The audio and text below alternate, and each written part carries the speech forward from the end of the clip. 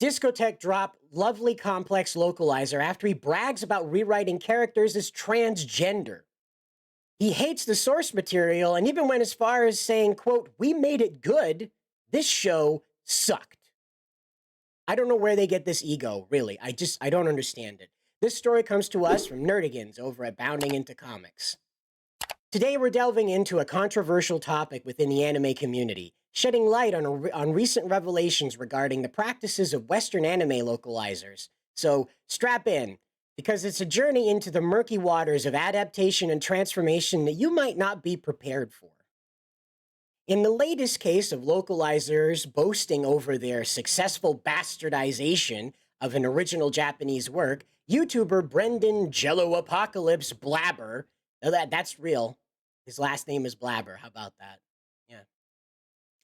JelloApocalypse Blaber recently bragged about his role in turning the English language dub of Lovely Complex into what he proudly calls the transi-est English anime dub in existence.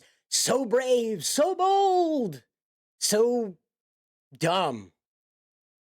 This revelation raises serious questions about the state of the industry and the lack of oversight when it comes to preserving the integrity of source material. Blaber openly admits to injecting his own ideology into Aya Nakahara's original story, and this admission sets the tone for today's discussion. Let's address the elephant in the room: localizers. The Lovely Complex dub controversy exposes deep-rooted issues within the Western Japanese to English localization scene.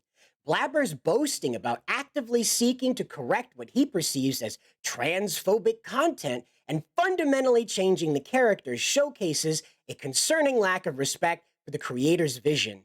And really, we just need to take a second here and also address that the corporations who put this anime together put millions of dollars into this. They didn't like dig a hole in the ground and like some anime spouted out like oil or something and got it in a bucket. That's not what happened. They're animators that live in dormitories because they're only paid like $10,000 US dollars a year, right? That's like the usual pay for your animators over there. So they're people that put their lifeblood, the time they should have been with their families, into this work just so some dork a half a world away, at least the other side of the Pacific, can tell them that they're dumb and wrong and regressive and, I don't know, haters, I guess. It's amazing. It's amazing to watch these people that berate us over the head about being so uncultured and so not with it and racist, right? So you got this white guy, Blaber, coming out here and be like, well, you know, these Japanese people, they don't know what's good for them. It's amazing. It's amazing to live in a time where people who browbeat us for being racist will go out and do this crap to another country's works.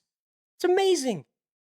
Blaber and his team's dismissal of certain story arcs and elements as sucky speaks volumes about the understanding and respect for the original content. Changing character traits arbitrarily and imposing personal beliefs on the source material, as revealed by Blaber, showcases a problematic trend among some localizers, particularly the really dorky ones like Blaber. Furthermore, Blaber's revelations shed light on industry practices where distributors discourage advertising changes, especially those aimed at making content less controversial. The claim that certain words are off limits because they trigger a negative response from a portion of the fan base is quite troubling. It suggests that the industry might be prioritizing avoiding controversy over staying true to the artistic vision of the creators. Now, I want to take just a minute aside again because we just saw a mangaka over in Japan commit suicide. That's right, she took her own life because the production team in Japan was not listening to her when they made changes to her story, Sexy Miss Hakara.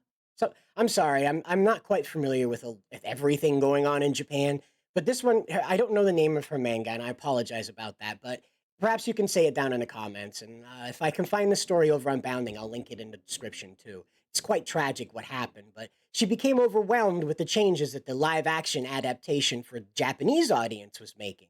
I can't imagine what would have happened if she was exposed to weirdos like Blaber.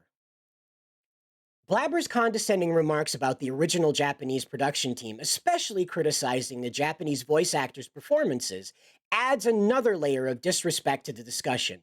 This kind of attitude, where Western localizers believe they can improve upon the original work, is detrimental to the collaborative nature of the global anime production community. That's right, there's more than one country involved in this, and you go screwing over this thing in the US market, it probably won't do well in other markets it's distributed afterwards. The internet's a global place. As if altering the content for ideological reasons wasn't enough, Blaber proudly declares that his actions were, in part, motivated by spite. Dismissing criticism from fans who value faithfulness to the original work as idiots and implying that their opinions don't matter is both unprofessional and disrespectful. Blaber's ultimatum about quitting his co-writing position if certain elements praising the mangaka weren't cut from the dub shows a disregard for the cultural context and creative decisions of the original creators and animators. It's one thing to adapt for a Western audience, but it's another to outright dismiss and alter elements that are integral to the Japanese cultural narrative. And again, I remind you, Blaber's a white guy, and he's insisting that his evolved sense of the world, his evolved sense of the world as a white guy is superior to how the Japanese put this together in their native land for their own culture. It's amazing. It's amazing to see these people act like this. The lovely complex dub controversy and the broader issues discussed today highlight the challenges and pitfalls of Western anime localization. The lack of oversight, the questionable decision-making processes, and the admission of altering content based on personal biases are all red flags that demand industry-wide reflection and reform. Immediately. Fans and consumers must be vigilant in demanding transparency, accountability, and genuine commitment to preserving the artistic vision of the original creators. The preservation of the original work's integrity should be the priority, not politics, and any changes made should be approached with respect for the creators and their artistic vision, as well as the culture that this product heralds from. I just want to remind everybody, I said it a little earlier, there's a lot of people involved with this. There's a lot of people that go into this. You've got the people that make the music for this as well. You've got the people that do the box art advertising. There's so many people that are involved with this that then pay the price because some jerk-off like Blaber starts in with this stuff and destroys the property for both sides of the Pacific. You know, so now the Japanese aren't interested in it because they've heard from the Americans that it's got all this political stuff in it that's not native to Japan. This has to stop. I'm glad that AI is taking over the localization translation situation. I really am. Because that's the only way we're going to get out of this. I feel very badly for the people that are earnest about what they do and have not gone and changed things that will undoubtedly lose their job because of this. But this is a consequence of not taking action.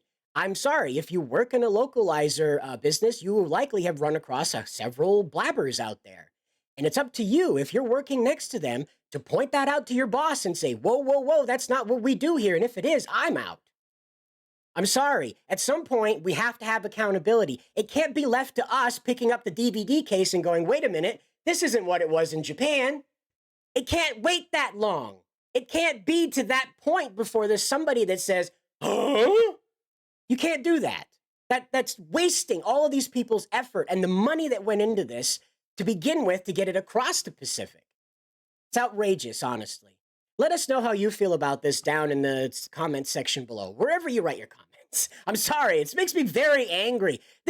Like, they scream at us about this racism stuff, and this is the most racist stuff I've seen in a while. This story. Feel free to click the link down in the description to this whole story and the other one that's related to this very dub as well, that's merged into this whole commentary. I know that's a little confusing, but trust me, once you read those articles, it'll all make a little more sense. We'll see you in the next video.